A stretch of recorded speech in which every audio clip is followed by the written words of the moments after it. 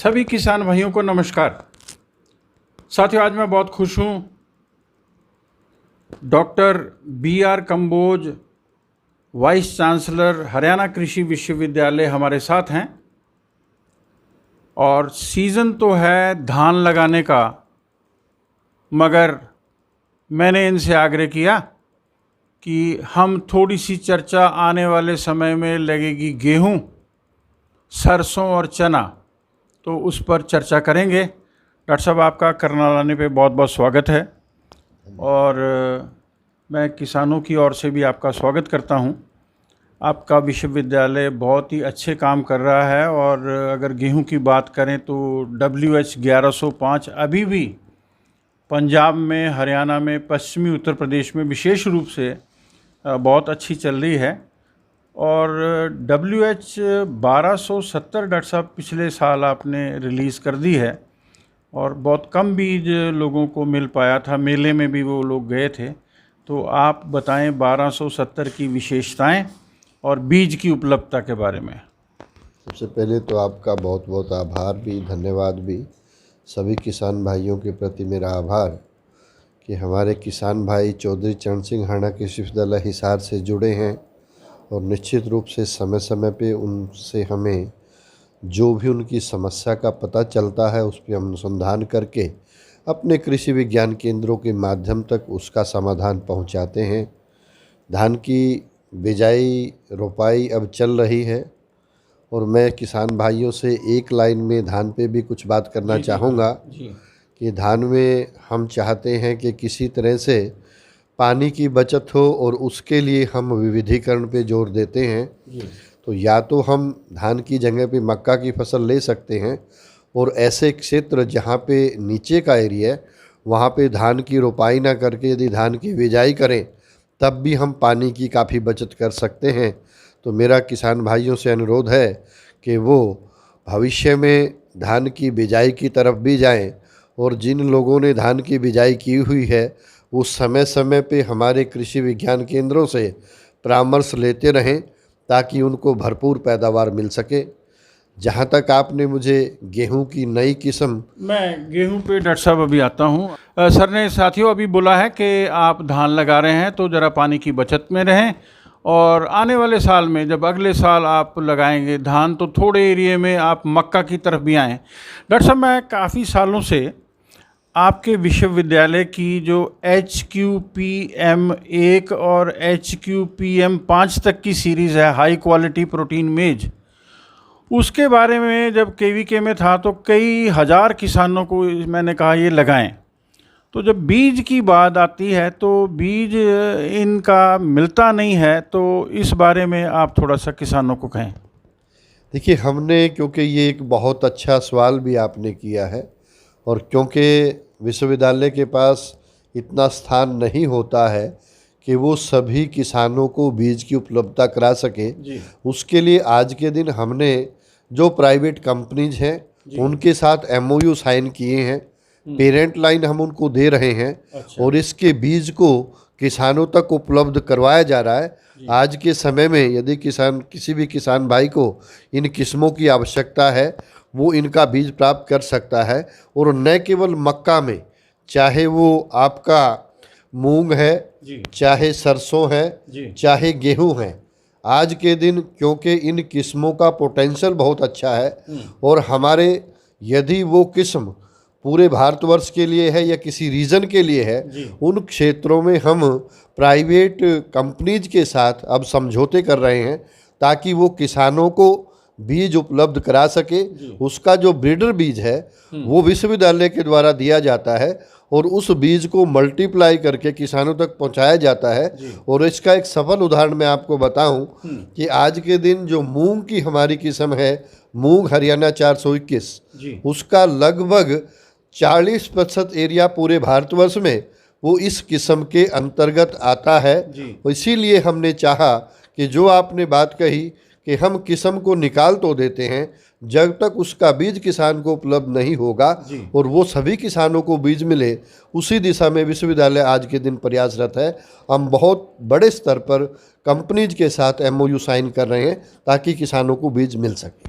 किसान भाइयों, आपको खुश होना चाहिए कि वाइस चांसलर साहब ने अभी कह दिया है कि हमारा MOU कई कंपनीज़ के साथ हुआ है और मैं बहुत खुश हूँ। मैंने खुद भी काफ़ी काम किया है। मैं 421 मूंग हरियाणा की किस्म पे और SML 668 के बाद ही आई थी और उसका बीज वो कह रहे हैं कि लगभग 40% जो मिल रहा है वो आपको कई स्थानों से, कई संसाधनों से, कई जगह से मिल जाएगा। और मैं पुनः आप सबकी ओर से इनका धन्यवाद करता हूं कि इन्होंने बीज की उपलब्धता के लिए ये कदम उठाए हैं। सर 1270 पे हम अब चर्चा कर लेते हैं। हाँ, 1270 जो किस्म है गेहूं की एक बहुत अच्छी किस्म है। यूँ तो जैसा आपने बताया कि विश्वविद्यालय के द्वारा जितनी भी किस्में ईजाद की गई हैं सभी ने बहुत अच्छा परफॉर्म किया है, लेकिन हाल के दिनों में किसान भाइयों को अच्छी पैदावार मिले, अच्छे फुटाव वाली किस्म भी मिले और बाद में उनका उत्पादन भी अच्छा हो, उसी श्रृंखला के अंदर हमने इस किस्म को निकाला है और इसका पोटेंशियल 80 से 82 मन तक भी प्राप्त किया जा सकता है यदि हम इसको पूरी जो सस्य क्रियाएं हैं उनको पूरा करें, खाद का पूरा ध्यान रखें। और इस किस्म की खास बात ये है कि अभी तक चाहे पीला रतुआ की बात है, चाहे पाउडर मिल्ड्यू की बात है, इस तरह की बीमारियां भी इसको प्रभावित नहीं करती हैं। इसलिए इस बार भी हमने, जैसा मैंने कहा, अपनी जो सरकारी संस्था है HSDC है, NSC है, उनको इसका बीज दिया है ताकि इसको मल्टीप्लाई करके अधिक से अधिक किसानों तक इसको पहुंचाया जा सके। फिर से विश्वविद्यालय इस दिशा में प्रयासरत है, तो एक अच्छी किस्म है।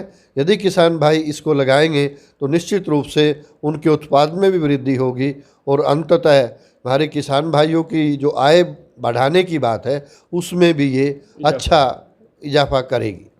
सर ये जो 80 मन आपने बोला है ये प्रति एकड़ है या हेक्टेयर में है? 2.5 एकड़ में आएगी उत्पादक? ये बिल्कुल प्रति एकड़ की मैं बात कर रहा हूँ और ये पोटेंशियल यील्ड की मैं बात कर रहा हूँ और 72 से लेके 80 मन तक इसकी जो पैदावार है वो ली जा सकती है। अधिकतम पैदावार 80 मन तक भी किसान भाई ले सकते हैं यदि वो समस्त कृषि क्रियाओं को अच्छे से करें तो। डॉक्टर साहब मूंग पे अभी आपने हल्की सी बात कर ली थी, तो मूंग में कोई और नई किस्म आई है या आने की संभावना है, या सरसों में कुछ ऐसा कहना चाहिए? मूंग में हमने अभी एक नई किस्म, खास तौर से जो हमारा खरीफ का सीजन है, बरसात का मौसम है, उसके लिए मूंग हरियाणा 1142 नई किस्म है। दाना छोटा है, पैदावार अच्छी है और जो पीला मोज़ेक, खास तौर से पीले पत्ते पड़ने की बीमारी जो कि एक मुख्य बीमारी मानी जाती है मूंग की, उसके प्रति बहुत ही ये, इसमें कोई इस तरह की प्रॉब्लम नहीं है, कोई दिक्कत नहीं है। तो ये किस्म भी अभी हमने निकाली है और ये बहुत अच्छे उत्पादन जो है किसानों के खेतों पे दे रही है। इसी प्रकार से सरसों के अंदर भी राया हरियाणा 725 हमारी ये बहुत अच्छी किस्म है और अभी तक कुछ किसान भाइयों के मन में यही था कि जो हाइब्रिड्स हैं, संकर किस्में हैं, वो ही ज़्यादा पैदावार देती हैं। लेकिन ये जो राया हरियाणा 725 है ये किस्म है और किसानों के खेतों पे इसका उत्पादन जो है वो हाइब्रिड किस्मों से बिल्कुल कम नहीं है। इसलिए किसानों को ज़्यादा पैसा खर्च ना करके बड़े कम पैसों में बीज लेकर इस किस्म को यदि वो उगाएंगे तो निश्चित रूप से उनको फ़ायदा होगा, उनका उत्पादन बढ़ेगा और किसान की आय को बढ़ाने में ये अवश्य मदद करेगी।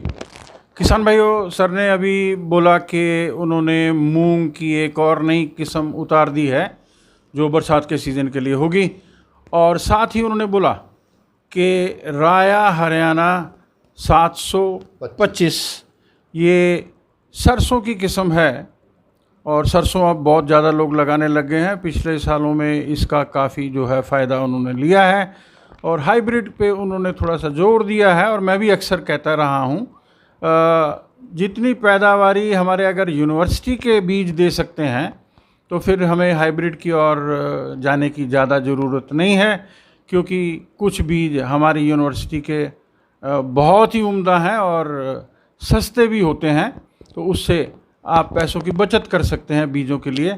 बीजों को जब खरीदेंगे तो सर मैं आखिर में ये कहना चाहूँगा, आप किसानों को क्या संदेश देना चाहेंगे?